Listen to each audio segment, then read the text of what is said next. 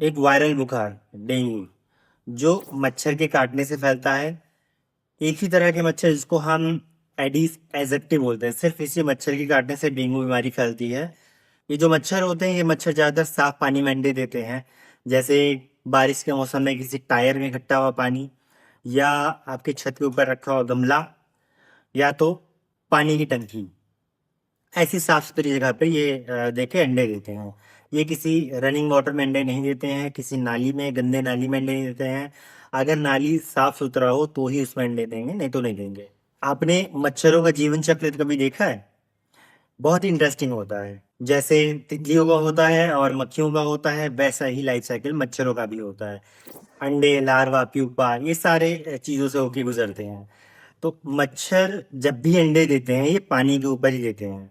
पानी में, अभी आपने कभी नाली में देखा है? कई बार आपको कुछ इतने जैसे कीड़े नजर आएंगे जो अपने शरीर को मोड़ते हुए ऐसे ऐसे करके पानी की सतह से नीचे जाएंगे और फिर ये ऊपर आएंगे।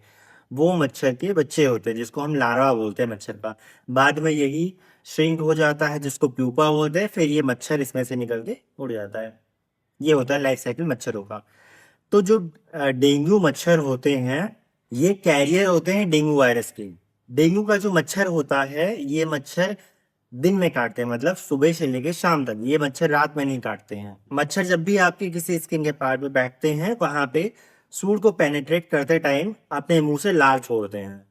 लार के कारण ही आपको कई बार वहां पे चकत्ते नजर आते हैं जहां पे मच्छर काटता है। लार छोड़ते टाइम ही वो अपने सूंड से आपके ब्लड को चूस भी रहे होते हैं।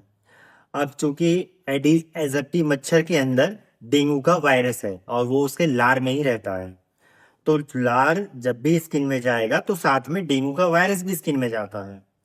तो आप वायरस एंटर कर गया आपके शरीर में। अब डेंगू वायरस अपना प्रकोप आपके शरीर में दिखाएगा जब इनकी संख्या अच्छी खासी बढ़ जाएगी। तो डेंगू वायरस, जिसको हम DENV बोलते हैं, इसके 4 सेरोटाइप होते हैं: DENV 1, 2, 3 और 4।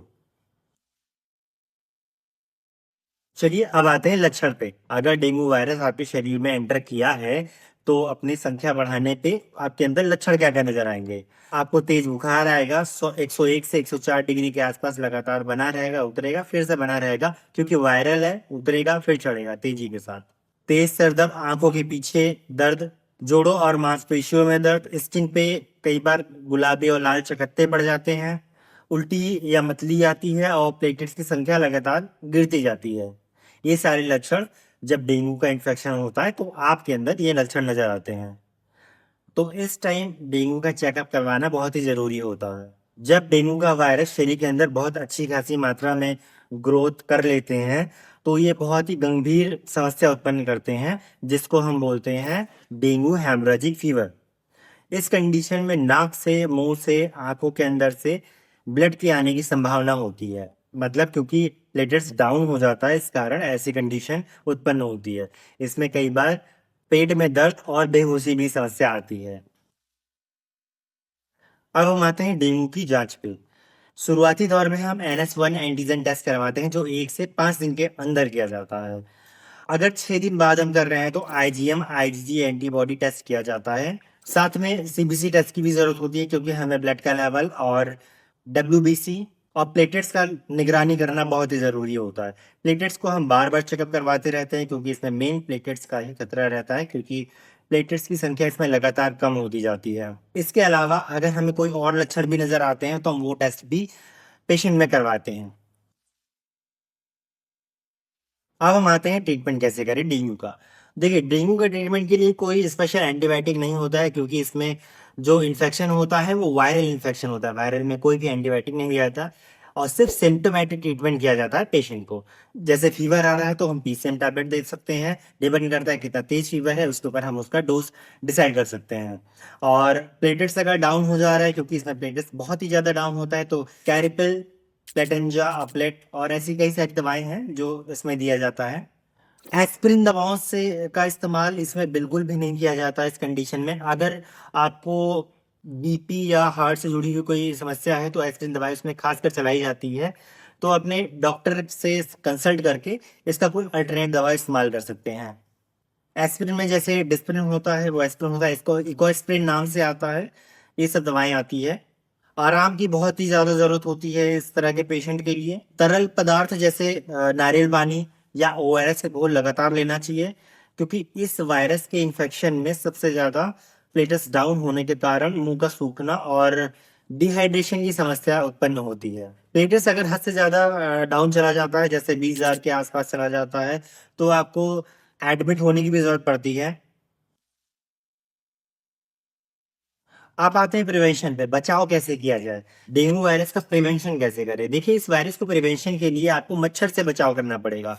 सिंपल, आप फुल बाजू का कपड़ा पहने, दिन में जो मच्छर काट रहे हैं उनसे बचाव करें। को किसी भी तरह का साफ पानी अगर इकट्ठा हुआ है छत पे या किसी गमले में, टायर में या कूलर में, और भी ऐसी चीजें जो आप समझ रहे हैं, इस पे पानी इकट्ठा ना होने दें, खासकर बरसात के मौसम में। जो आपके घर के सामने या पीछे नाली है, वहां पे आप थोड़ा सा केरोसिन ऑयल डाल सकते हैं। केरोसिन ऑयल डालने से मच्छर के जो लार्वा होते हैं वो सतह पे आके ऑक्सीजन नहीं ले पाते हैं, जिसके कारण वो धीमे धीमे मर जाते हैं। मच्छर मारने वाली दवा या रिपेलेंट का प्रयोग करें। घर के आसपास साफ सफाई बनाए रखें। दिन में मच्छर से ज्यादा सावधानी बरतें, क्योंकि एडीज मच्छर सुबह से शाम तक, मतलब दिन में ही काटते हैं। डेंगू एक आम लेकिन खतरनाक बीमारी होती है। अगर इसका सही टाइम पे इलाज ना किया जाए तो ये कई बार जानलेवा होता है, क्योंकि इसमें प्लेटलेट्स बहुत ही डाउन चला जाता है। अगर आपका प्लेटलेट्स बहुत डाउन गया है तो कितना डाउन गया है, ये चीज आप कमेंट में हमें लिखें। और साथ में, अगर आपके घर में किसी को डेंगू का इन्फेक्शन कभी हुआ हो तो किसको हुआ है आप हमें बताएं। वीडियो पसंद आया तो उसको लाइक करें, सब्सक्राइब करें चैनल को इस तरह की और सारी वीडियोस के लिए, क्योंकि मैं यहाँ पे ड्रग डिसीज और डिसऑर्डर और साथ में मेडिसिन के बारे में जानकारी देता रहता हूँ। Thank you.